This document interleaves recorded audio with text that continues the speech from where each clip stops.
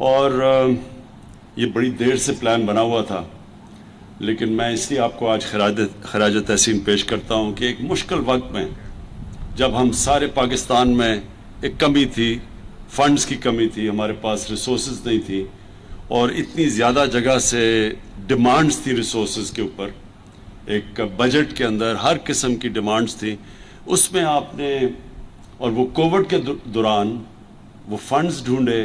اور اس کو کمپلیٹ کیا۔ میں اس لیے آپ کو مبارک دیتا ہوں کیونکہ یہ ہاسپٹلز جب ڈیلے ہوتے جاتے ہیں ان کے کاسٹ بڑھتے جاتے ہیں، اور جتنے کاسٹ بڑھتے جاتے ہیں وہ انفیزیبل ہو جاتے ہیں۔ تو اس لیے یہ آپ نے جو کمپلیٹ کیا، اور یہ آج جو میں نے اندر سے دیکھا ہے کوالٹی انسٹیٹیوشن آپ نے بنائی ہے، یہ سارے صوبے کے لیے، اور میں تو جو فیسلٹیز دیکھ رہا ہوں مجھے تو لگتا ہے کہ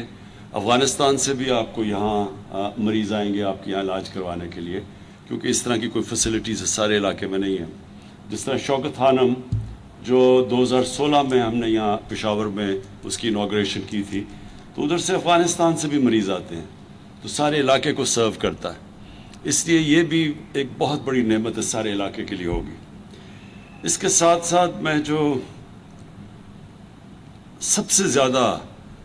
آپ کو خراج تحسین پیش کرتا ہوں، وہ جو آپ نے فیصلہ کیا کہ سارے پختونخوا کے شہریوں کے لیے آپ ہیلتھ انشورنس پرووائڈ کریں گے، اس سے بڑی نعمت کسی قوم کے لیے نہیں ہو سکتی، اور خاص طور پہ جو ایک ملک کا غریب طبقہ ہے۔ ایک غریب گھرانے میں جب بیماری ہوتی ہے تو ان کا سارا بجٹ تباہ ہو جاتا ہے، اور وہ ساری ریسرچ شو کرتی ہے کہ جب ایک غریب گھرانے میں ایک بیماری ہوتی ہے تو وہ سارا گھرانہ غربت کی لکیر سے نیچے چلا جاتا ہے، اور یہ آج تک ہماری گورنمنٹس نے اس کے اوپر سوچا نہیں۔ ایک ملک میں بدقسمتی سے جو ایلیٹ کے لوگ ہیں اور گورنمنٹ کے منسٹرز اور پرائم منسٹرز، وہ علاج کروانے کے لیے ملک سے باہر چلے جاتے ہیں، کبھی یہ نہیں سوچتے کہ عام آدمی کے لیے اگر اس کو مشکل وقت گھر میں آئے اور بیماری ہو تو وہ کیا کرے گا۔ تو یہ جو آپ نے کیا ہے،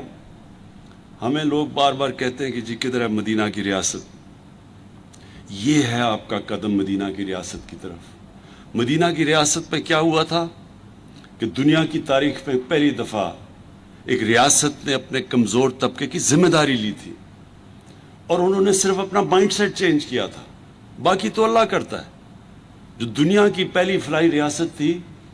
وہ نبی صلی اللہ علیہ وسلم نے بنائی تھی، اور ان کے پاس بھی کوئی ریسورسز نہیں تھے۔ آج جو فیصلہ کیا پختونخوا نے کہ سارے شہریوں کو ہیلتھ انشورنس ملے گی، آپ کو یہ حیرت ہوگی کہ ہمارے سے کتنے زیادہ امیر ملک، انہوں نے بھی اپنے یونیورسل ہیلتھ کوریج انہوں نے بھی نہیں دی اپنے لوگوں کو۔ تو یہ جو آپ نے کیا ہے،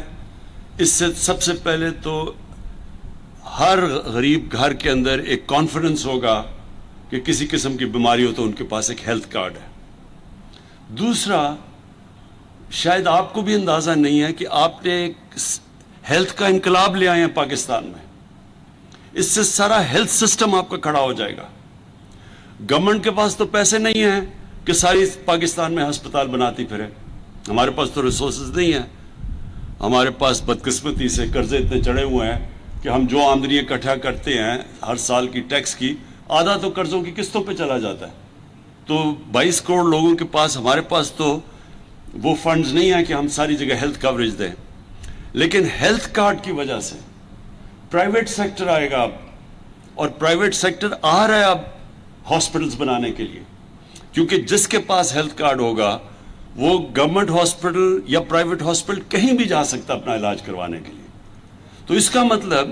کہ وہ علاقے جدھر پرائیویٹ سیکٹر نہیں جاتا تھا ہاسپٹل بنانے کے لیے، کیونکہ وہ سمجھتا تھا کہ لوگوں کے پاس اتنے وسائل ہی نہیں ہے سسٹین کرنے کے لیے، وہ اب غریب علاقوں کے اندر ہاسپٹلز بنیں گے، پرائیویٹ سیکٹر وہاں جائے گا، وہاں سیٹ اپ کرے گا پرائیویٹ سیکٹر ہاسپٹلز۔ اور میں نے سارے اپنے دو جو صوبے ہیں ہمارے پی ٹی آئی کی گورنمنٹ کے نیچے، پختونخوا اور پنجاب،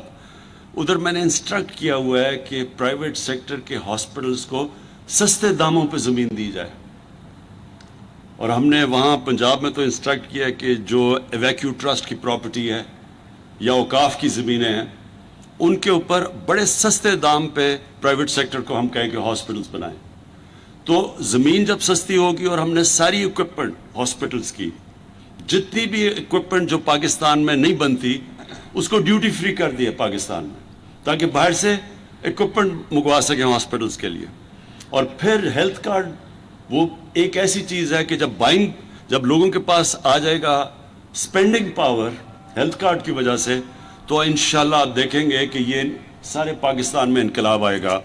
ہاسپٹل ساری جگہ بنیں گے. اور سب سے امپورٹنٹ چیز، گورنمنٹ کی ذمہ داری سب سے امپورٹنٹ ہے کہ لوگوں کی صحت کا دھیان رکھے. تو یہ ایک بہت بڑا قدم ہے. آج یہ آپ نے انسٹیٹیوٹ بھی بنا دی، کارڈیاک بھی اور کوالٹی کی بھی. میں صرف یہ ضرور کہوں گا کہ اس کی کوالٹی کا آپ نے مسلسل دھیان رکھنا ہے کہ یہ کبھی بھی کوالٹی اس کی نہ نیچے جانے دیں. کیونکہ ہوتا کیا ہے گورنمنٹ ہاسپٹلز میں کہ تھوڑی دیر کے بعد، کیونکہ گورنمنٹ ہاسپٹل ہے، لوگوں کو وہ اس طرح کی تکلیف نہیں ہوتی جو کہ پرائیویٹ ہاسپٹل میں ہوتی ہے، اور وہ ہوتا کیا کہ آہستہ آہستہ اس کی سٹینڈرڈ نیچے چلی جاتی ہے. تو اس ہاسپٹل میں نے جو ابھی دیکھا ہے آپ کا بڑا چیلنج ہوگا کہ آپ اسی طرح کی سٹینڈرڈ کو آپ مینٹین کریں جو آج میں نے دیکھی ہے. اور وہ ہماری شوکت خانم کی سب سے بڑی ہاسپٹل کی کامیابی یہ ہے کہ آج بھی آپ چلے جائیں شوکت خانم میں 25 سال سے بنے ہوئے ہیں تو ان کی سٹینڈرڈ اوپر ہی گئی ہے، نیچے نہیں آنے دی ہم نے. اور یہ ہے سکسیس آپ کے اس ہاسپٹل کا کہ یہ بھی ایک، میں چاہتا ہوں گورنمنٹ ہاسپٹل کوالٹی کے بنے، تاکہ لوگ یہ نہ ہو کہ اب تک کہ صرف غریب لوگ گورنمنٹ ہاسپٹل میں آتے ہیں اور پیسے والے لوگ پرائیویٹ ہاسپٹلز میں. میں یہ چاہتا ہوں کہ گورنمنٹ ہاسپٹلز کی اب وہ سٹینڈرڈ ہو جو کہ مقابلہ کر سکے پرائیویٹ ہاسپٹل کو. اور اس میں آخری چیز کہنا چاہتا ہوں کہ ایک میں دیکھ رہا ہوں کہ پیمز جو اسلام آباد میں ہاسپٹل ہے، وہاں آج کل لوگ سٹرائک کر رہے ہیں کہ جی ہم ہاسپٹل ریفارمز کے اگینسٹ ہیں. میں ان سٹرائکرز کو آج یہاں سے میسج دینا چاہتا ہوں، ہاسپٹل ریفارمز کا کیا مقصد ہے؟ ہاسپٹل ریفارمز کا صرف ایک مقصد ہے کہ گورنمنٹ ہاسپٹلز بھی ویسے چلیں جیسے پرائیویٹ ہاسپٹل چلتے ہیں. وہ کیسے چلتے ہیں پرائیویٹ ہاسپٹل؟ سزا اور جزا ہوتی ہے، اس لیے پرائیویٹ ہاسپٹل کامیاب ہوتا ہے. جس بھی ادارے کے اندر سزا اور جزا نہیں ہوگی وہ کبھی بھی کامیاب نہیں ہوگا. مقصد صرف ہاسپٹل ریفارمز کا یہ ہے کہ ایک بورڈ بنے جو اس کو ایک پرائیویٹ ہاسپٹل کی طرح چلائے. پرائیویٹ ہاسپٹل کی طرح چلانے کا مطلب پرائیویٹائزیشن نہیں ہے، اس کا مطلب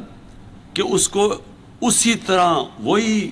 مینجمنٹ سسٹم ہو جو کہ ایک پرائیویٹ ہاسپٹل میں ہے، تاکہ لوگوں کو اچھی ٹریٹمنٹ ملے. صرف اس کا معیار اوپر کرنے کے لیے بنایا ہے.